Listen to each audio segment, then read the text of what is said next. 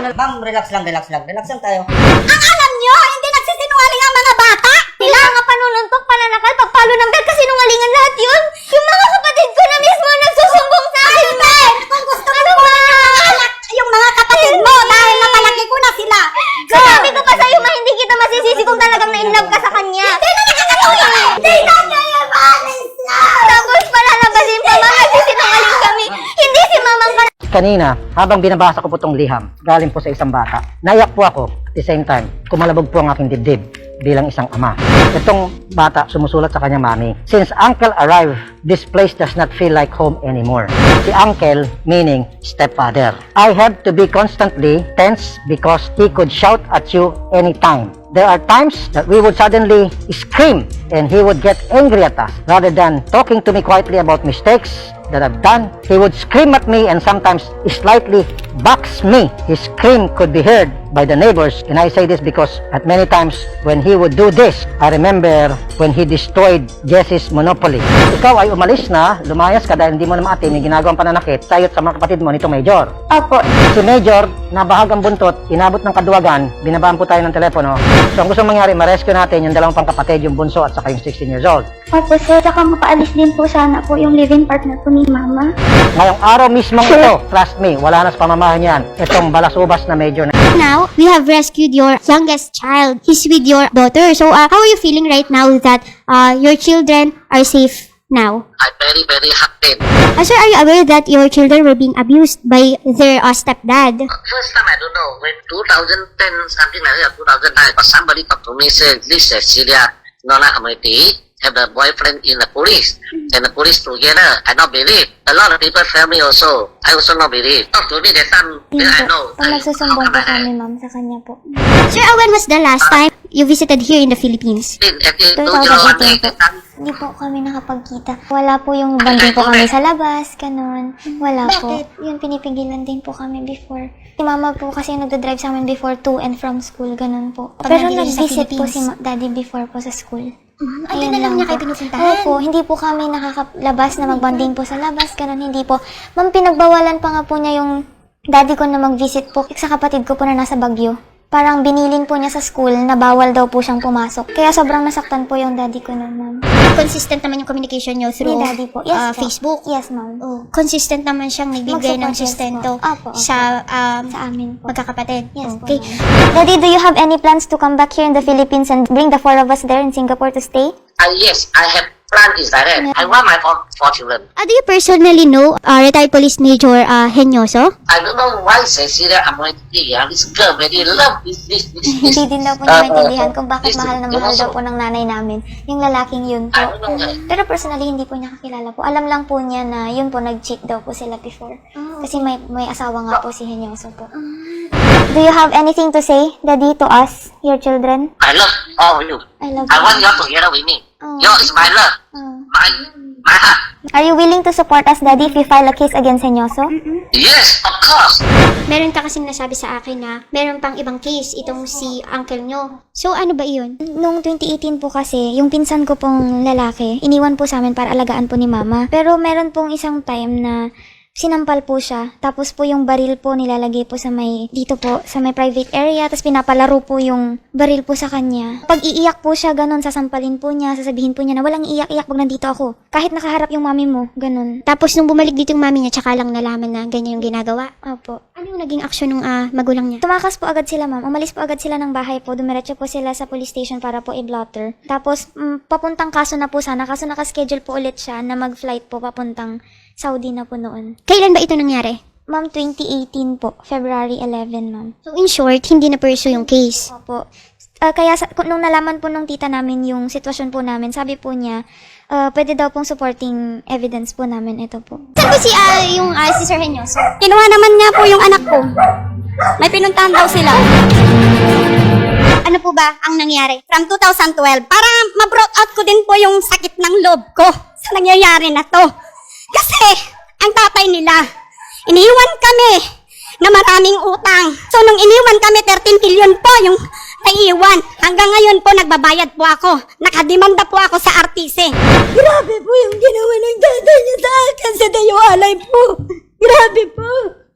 Sobra-sobra na po, ma'am.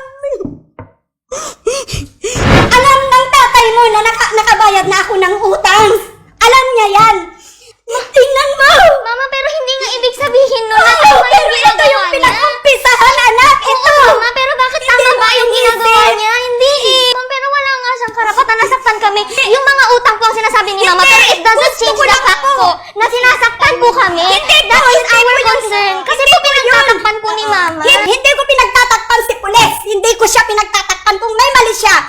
Mananagot siya. Hindi siya nananakit. Sinabi ko na oo, nakapag-disiplina siya, pero nanununtok siya? Nananakal?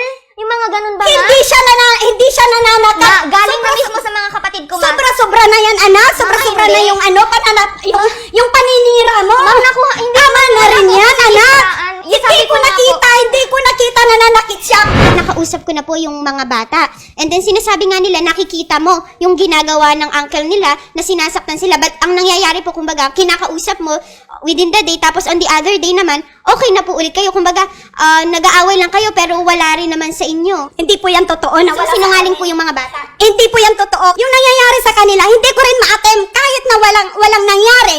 Basta gusto ko lang sanang maayos. Ang sabi naman po kasi sa amin, Nag-run away po sila. Kung aalisin niya siya, alis din ako. Sabi po niyang ganun. Kasi ma'am, hindi naman sila aalis kung walang dahilan eh. Unang-una, for 8 years, paulit-ulit na sinasaktan itong mga bata, regardless kung ano yung pinagmula ng away niyo o hiwalay yung dalawa. But the mere fact na sinasaktan yung mga bata, pinagbubuhatan ng kamay ng hindi pa nila sariling tatay, mali na po yun. Ma'am, kung talagang sinasaktan sila, ako mismo, nanay, dinala ko na sana sa doktor. Pagbubulag-bulagan ako dahil lang sa lalaki, ma'am.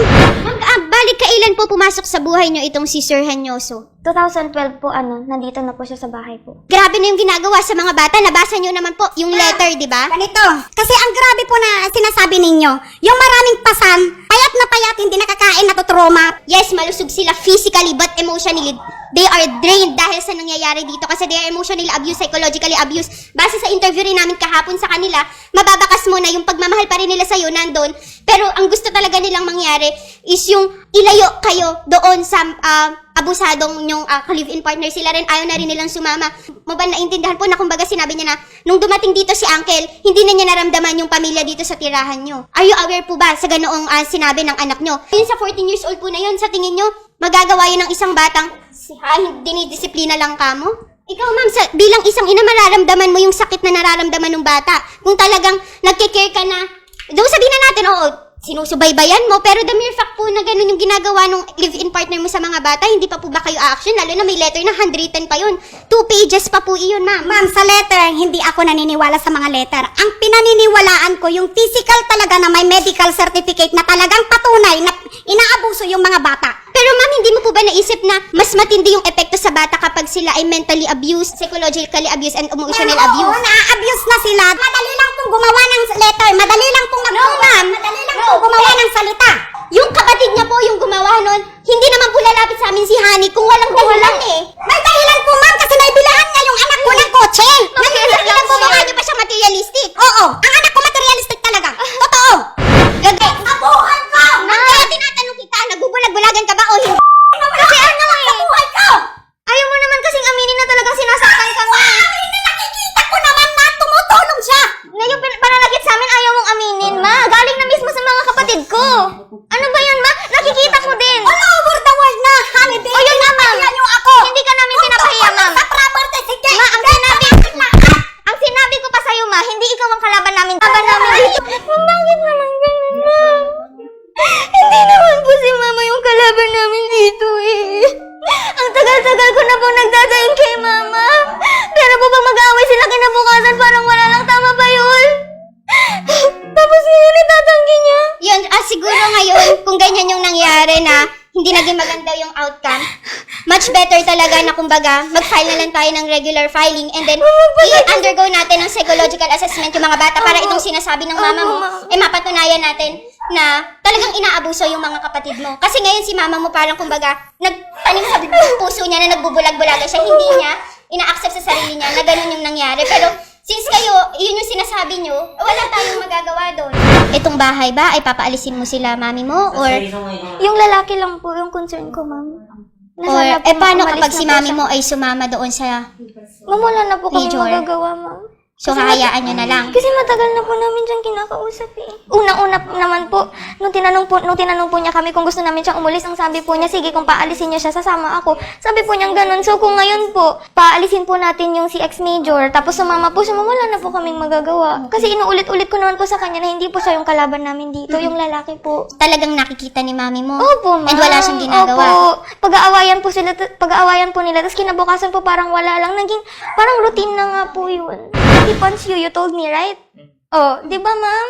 Ano ba yan, But that ma'am? does not mean I'm siding anyone. Yes, you're not siding anyone, but you have to tell the truth that he's hurting you, di ba? Of course, it's true that he's hurting me. Oh, ma'am, galing True. na po. Oo, Nakita na ni Mami, nakikita di ni ba? Mama yung ginagawa sa inyo? She tried to stop Oh. the beatings of what